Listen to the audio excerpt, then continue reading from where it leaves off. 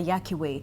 We are seeing a lot of, barricades. We are seeing a lot of, bonfires. And so all this we are seeing is just, protest for the fuel hike that we have been, seeing, that we saw since the month the review by EPRA was done. Mambo ni mengi sando chache. Mtazamaji, hivi sasa tunaungana na mbunge wa Kiharu Ndindi Nyoro.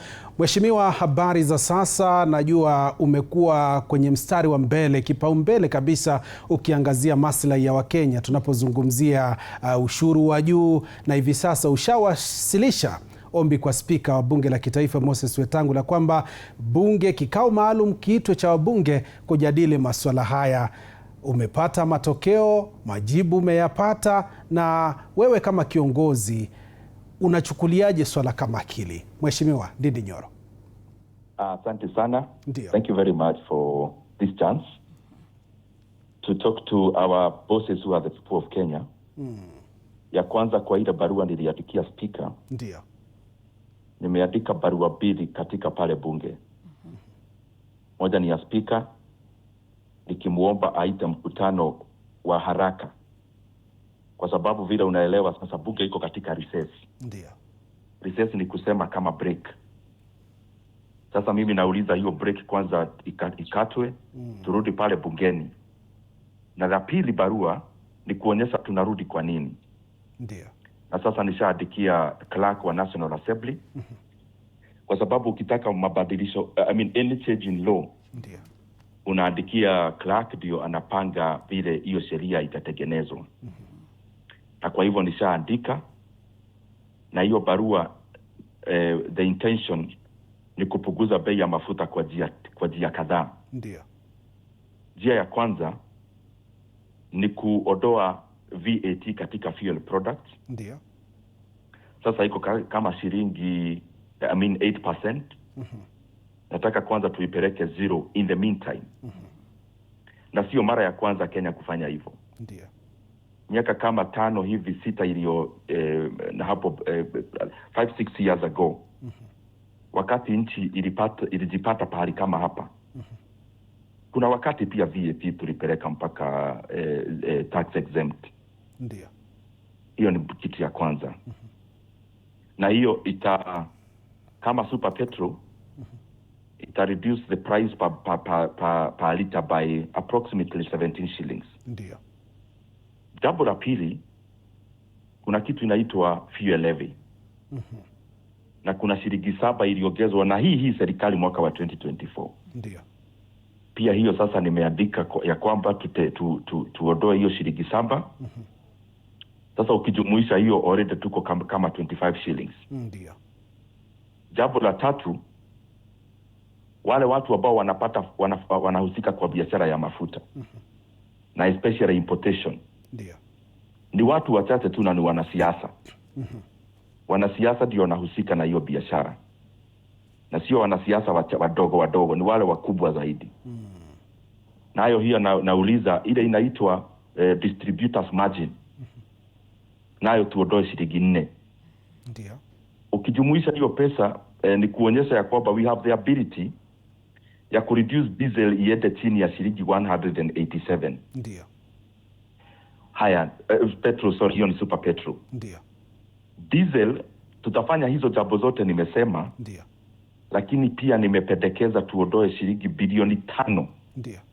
Itolewe kutoka fund inaitwa Fuel Stabilization Fund. Ndio. Ndio hiyo pesa iende katika subsidy ya diesel. Kwa sababu diesel ikikuwa gari sana, kila kitu itakuwa gari kabisa. Ndio.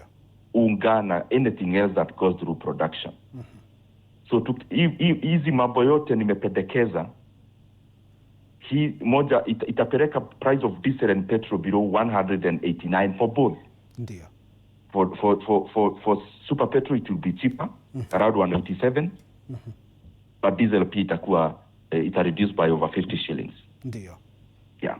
Na labda mheshimiwa, hata kabla mwenzangu hajakuuliza swali, kuna hili swala nyeti ambalo linajitokeza tunapozungumzia mataifa ya Afrika Mashariki. Tumesikia tetesi kwamba Kenya bei yake iko juu ukilinganisha na Uganda na Tanzania. Labda hili swala, wewe kama mtaalamu wa uchumi, na kando kuwa na kiongozi katika bunge na vilevile mbunge kutoka Kiharu, ni kawaida kuona Kenya bei ziko juu na mataifa mengine bei ziko chini? Is it normal?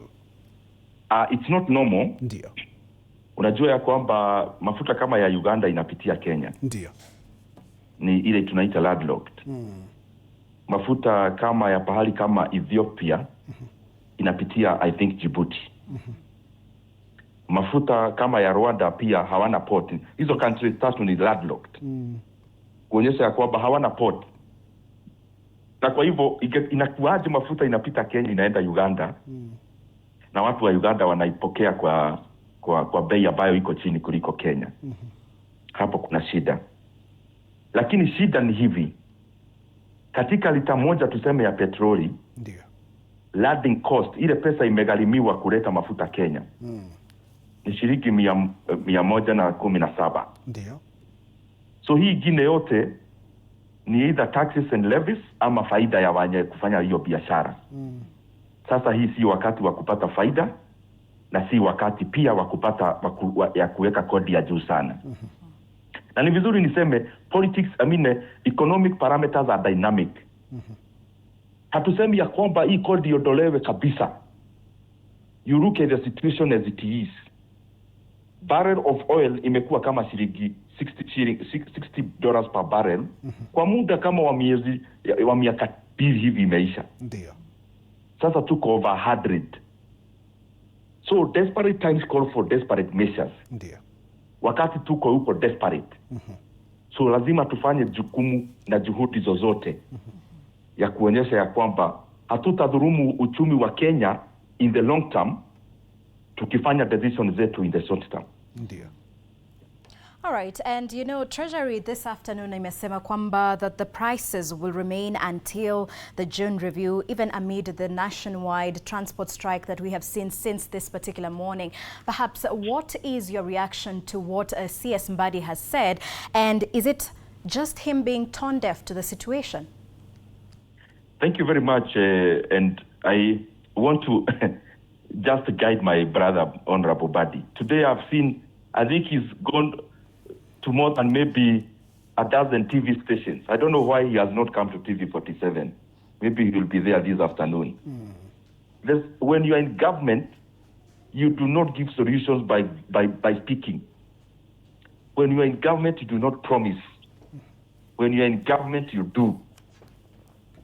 Many of us out here cannot be offering solutions, and the person in government is parroting from TV station to the other. Nataka niwaeleze ya kwamba this issue of the fuel prices is not casual as they are taking it. And I also want to address them very categorically. It's not a matter of if. Bei ya mafuta Kenya lazima ishuke. Ndio. It's a matter of when. And the more they prolong this situation the way it is, the more the cost will be too high for the economy to bear. I have outlined measures myself as a member of parliament, and I've written to parliament for the same. How are these measures different from what they did last month in terms of lowering slightly VAT? How is it different? The other thing which is very unfortunate, I had him claim that he's waiting for the head of state to return from Azerbaijan so that they can decide the fuel prices. What is he really communicating to Kenyans? That Kenya is a one-man show. We have somebody who should necessarily be acting as the assistant of the president. We have cabinet secretaries. The government is in perpetuity. The government is in force. And it is very disappointing to hear him claim that he's waiting for the head of state to come back for them to sit down and decide. Ndio. Kenyans are not going to wait. So we call upon them to do whatever needs to be done immediately without delay, so that we do not have much more damage to our economy. But in their defense, Mheshimiwa, is that they say, you know, this crisis is largely driven by the, you know, escalating crisis and, you know, the ongoing tensions between the US and Iran. Perhaps, is that a reason enough? I want you to check because I want to talk on the basis of facts.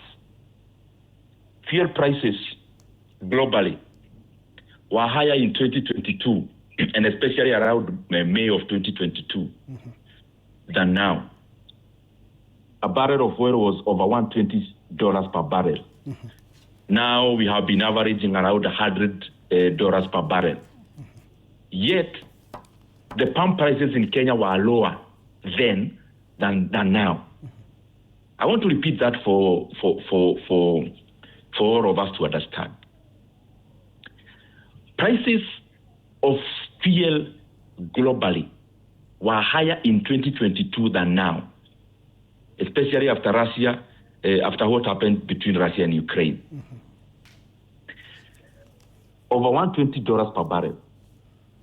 Now we are lower than $120 per barrel. Yet the fuel prices are much higher now than then. Then it just goes to say, yes, there is a part of the globe, but there is the bigger part of the internal levies and taxes. And we are not asking anyone to lower the landing cost. Landing cost for super petrol is 117 shillings. We are even not telling them not to collect any single tax. Dear.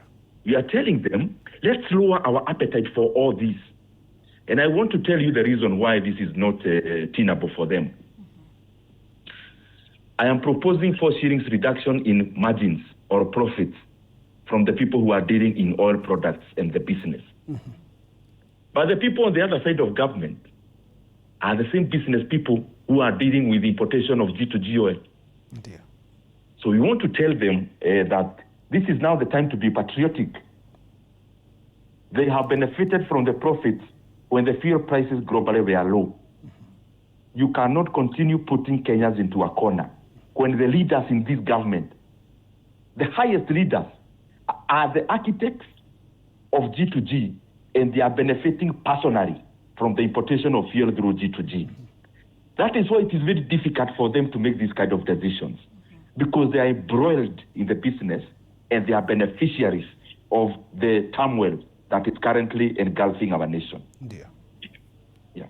Naam, asante sana mheshimiwa, na naelewa fika tunapozungumzia masuala haya ya kitaifa, masuala nyeti, ni masuala ambayo ni yanahitaji uongozi dhabiti. Na hivi sasa tunapoona yale ambayo yanafanyika, kuna siasa nyingi ambazo pia zinaendelea. Angalau mheshimiwa, wewe ni mtaalamu wa masuala ya uchumi, unatueleza namna ama hali halisi ya uchumi wa taifa, na kuna siasa. Labda tukizungumzia siasa ambazo zinaingizwa katika hali hii, ni wakati mwafaka wa siasa za mafuta au ni wakati mwafaka wa kuwasaidia Mkenya ambaye ni mpiga kura? I think my question was really to handle the issue objectively. So as of now, it is not my work to judge any other leader on how they are speaking. Ndio. So ukitaka tufafanue mambo ya bei vile tunaweza saidia Mkenya objectively, kama vile nimekueleza, I am always available, but I don't think it will be fair for me to be the judge of any other leader. How they seek to do their politics, how they seek to address the issues, I think I'll be overreaching for me to think I can be the arbiter of any other leader. Naam, shukrani sana mheshimiwa kwa kauli zako na kuchanganua swala hili, swala nyeti kabisa katika taifa hili ya. Nashukuru sana ndugu yangu. And as I wind up, ndio kauli yako ya mwisho. Ile kitu unaona naongea saa zingine hata na hasira. Ni kwa sababu naangalia hivi. Ndio. All the things I've enumerated, the things we can do. VAT reduction, subsidy. Itagharimu nchi ya Kenya maybe less than 10 billion shillings. Umeshika? Ndio. Lakini nchi ya Kenya iko na bajeti ya trilioni 4.5 trilioni. But the damage to the economy we are going to do kama hatutaloa fuel prices now. Remember, all the other parameters have what we call sticky prices. This is what I mean. Ndio. Bei ya nauli ikiongezewa, naam, hata tusukishe mafuta hapo beleni, nauli huwa haishuki ama inashuka? Haishuki. That is what I'm trying that's the picture I'm trying to paint. That if we make temporary decisions now, because we do not want to spend a little more money, ndio, we are going to hurt our economy in the long term, and the cost will be in hundreds of billions to our economy. So that's the reason I'm very forthright and pushy on this issue. Yeah. All right. Just before we let you go, the CS also this afternoon did mention that, government could consider additional interventions, including the reducing of VAT once again. But he says that, if global prices continue rising and the current 5 billion fuel subsidy will become insufficient. Perhaps could you react to that? You see now, the problem is when you're not consistent, then you end up giving Kenyans communication they can't understand. It's the same CS claiming that the fuel prices will remain the way they are. But on the other side, he's claiming that he's going to do some interventions. They need to harmonize this communication. And the kind of harmony we need as the country is not the harmony of chest dumping. It is the harmony of doing the right thing. I have already written to Parliament, so I'm not talking about something we want to do. We have already done it. It is upon every other person now to support this proposal because it's workable. Then secondly, remember leadership is doing and also appearing to do. When you have a government that is arrogant, there are things you do, but when you are leading in a democracy, you also have to appear to do. The entire month from April 15th up to when the review was done, we have not seen any government official coming to prepare Kenyans on the interventions that could happen or the pricing. They have failed totally in that. Because when you are leading people. Communicate. Come on TV and tell Kenyans, this is the price. This is what reduction of VAT could do. This is what the reduction of fuel levy could do. We are able to do up to this much. You reason with Kenyans. But the kind of arrogance that is being exhibited is something that Kenyans cannot stomach. And when you talk about, communicating, also somebody did say that, maybe EPRA should have communicated better. So do you seem to agree that had there been communication, then the situation at this particular moment would have been way better than what we are seeing, which is thousands of passengers stranded, the outrage, we've seen some people who have actually died during this protest? I think now we're in a situation where everyone is trying to run away from responsibility. Because what is EPRA? Is EPRA an NGO? EPRA is a government saga. It is a government entity and institution. Having the treasury now coming to blame their own is really not helping the situation. The government should be one and coherent. They ought to have communicated within themselves before they communicate outside to Kenyans. So when a government official comes to blame another government entity, what do they want Kenyans to do? So to go and work in EPRA or what now? Those are the kind of things I'm saying. And then secondly, as I finish, how do you communicate? How do you communicate the rising fuel prices in any other way other than what they did? Remember, all these interventions I'm talking about are not the domain of EPRA. EPRA takes laws as they have passed, and they take subsidies as the government has provisioned. So the onus and the responsibility, the final one, is with the executive. They ought to have done the things I've enumerated. This thing never came as a surprise. It never came as an emergency. They had a whole month to plan, which they clearly failed totally, as they have failed in all the other matters. Yeah. All right. Thank you very much, Mheshimiwa Ndindi Nyoro, who is the MP for Kiharu. Just, letting us know the in-depth, you know, of this particular. Masuala mazito sana. Absolutely, absolutely. And of course, you know, we are now seeing that the Matatu Owners Association is now calling for urgent dialogue with the government to resolve this ongoing strike that has been triggered, of course, by the rising fuel prices. Of course, this comes just even as, you know, everyone has downed their tools, especially in the Matatu sector, from all the way from Kisii, we have seen Kericho, we have seen Kisumu, we have seen Nairobi that has been largely affected, and now, of course, in some areas like Mombasa, where the situation is as, you know, calm as it is, it seems very controlled. We are looking at, you know, those private cars, we are looking at tuk-tuks that are continuing with their day-to-day, but